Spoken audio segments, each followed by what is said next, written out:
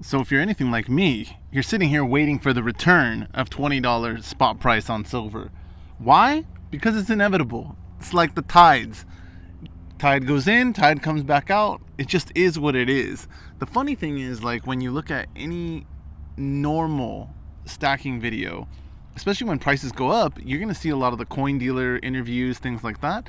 And the first thing they're going to tell you is, I can't keep it on the shelves. Well, isn't that kind of interesting?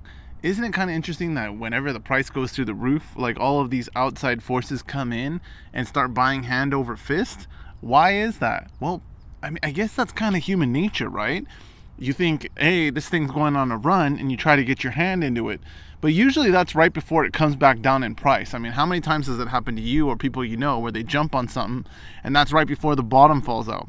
Now, with silver, gold, that kind of stuff, I mean, even if the price does move around, unless you're buying in big quantities, is it really that big a deal? Maybe not. But the thing is that, I mean, from an investing standpoint, which again, most stackers or many stackers look at it as either the insurance policy, which would be probably where I am, or the investment aspect as far as trying to, make some gains on that. Why would you want to be paying more for the same thing? I mean, that's the bottom line. The funny part is back when spot was 17 a few months ago, or in the 17s, you didn't hear in the coin shops like, oh yeah, people are coming in here hand over fist, like, trying to take it off my hands. It was just kind of like, yeah, it's normal business as usual. But somehow it's these high prices that drive, I'm assuming, new people into the game. They jump on it just like they did during the silver squeeze.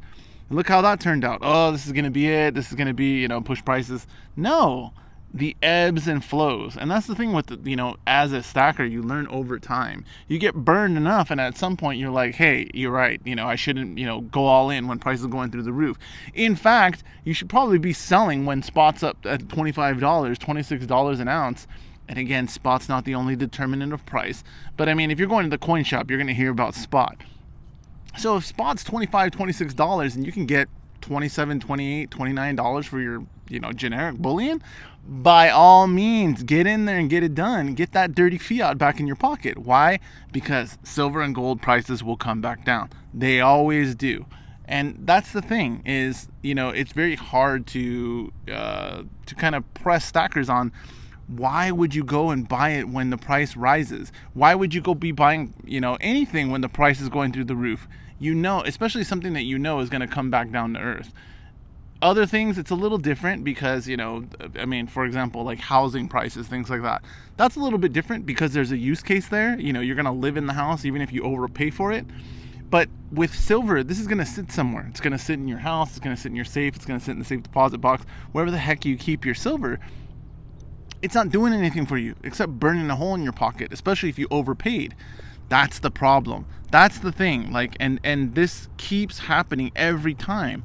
I mean, it makes perfect sense. Why are the coin dealers busy right now? Why are they, having trouble keeping things in stock? Well, because of the hype. Period. Because it's getting airtime, because it's getting, attention. So people are like, hey, you know what? Grandpa Joe had a few ounces sitting there in, his closet. Maybe I should go get some, and then you got Aunt Sally over here who's got $3,000 in her IRA and she's going to cash it out and go buy some silver.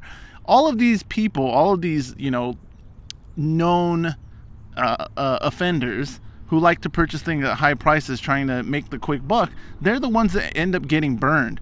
Now, for the average stacker, the normal person who kind of has been in the community for a while, you kind of have seen this, this game over and over and over, and well, hey, when price starts going up, that's not the time to buy.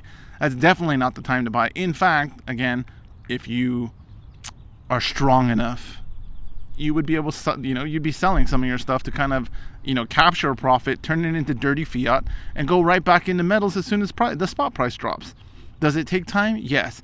And the only thing that you don't get back in this world is time. And so there's always that aspect to it. But again, even that's not an excuse to overpay. There's just no reason. Now, moving forward, again, where are metals prices going to go? Probably in the short term stabilize and then go right back down. This time is just like all the others. It's a an ebb and a flow. Again, back in, what was it, December, when silver spot was 17 something. I mean, it just was what it was. Did it mean it was going to go down to 12? No, not necessarily, but things change, and they change very quickly. Just as fast as it went up, it can come right back down. Who is the one that really makes out with all of this? Coin dealers, bullion dealers. They're loving it. They're loving it. They're the ones that feed the hype. They're the ones who feed the hype artist channels. They're, that's how they make their money. I mean, and more power to them. Good. If you're going to fall for it, I mean, that's kind of the American way, right? Make as much money as possible. But it is kind of sad because, I mean, if I was a new stacker and I went all in at 25, 26, 28, whatever it's going to be, spot price, and I was paying $40 for Eagles again, and price went back down to $16, $17, I'd probably be kind of pissed because, again, I mean, most stackers are getting into it with a portion of their funds, not, Uncle Scrooge over here with, a million gold coins sitting in the closet. It just, it's an interesting world, but that's the environment that we're in right now. We're in that high attention, new people coming in, new people interested in stocking, and they're the ones who get burned, not the people who've seen it and done it. You know what I mean? Even if you are still building your stock, I mean, at a certain point, if just a few months ago you were buying at $20, $21 an ounce, and now it's costing you $30 an ounce, you've probably slowed down your buying. Even if you're dollar cost averaging, there's just no reason to be paying, those crazy prices. Now, this kind of thing, as far as like my own personal take of where I go in times like this, is just literally to keep the momentum going, picking the one-off coins or pieces that I want, different things like that, so that at least I can keep adding. But, the things that I'm adding, it's more of a one-off piece, like these guys, the reverse proof eagle. I mean, these kind of things, great. You know what I mean? It's enough where still adding something. And again, it's, slightly different than just a generic bullion piece. But it kind of whets your appetite so that you don't feel like, I need to be buying a 5-ounce bar, a 10-ounce bar, that kind of thing. It's just, hey, get some more in your belt and kind of, wait it out.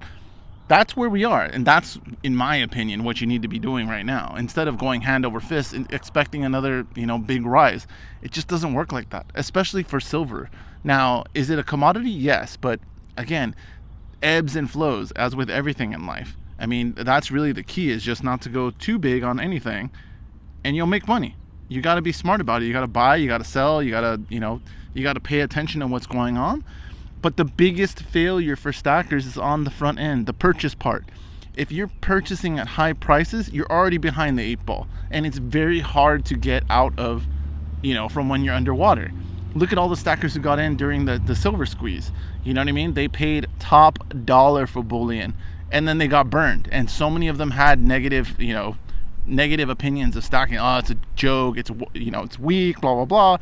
It's dumb. Like, that's a stupid play. Can you blame them? I mean, that's what they went through. That was their personal experience. Now, some of them are still around, kind of still dabbling in it. But, would you lose faith if you got into something, pretty big, and then it just, the bottom fell out? Probably. That's the key. Moderation, but also having a strategy to buy and sell, which, again, most stackers don't. Most stackers only buy and hold, for whatever reason. But when you're seeing price moves like this, there's no reason to not be making more fiat so you can turn it into more metals. It's the only true way, I think, to be successful if you're trying to do stacking as an investment.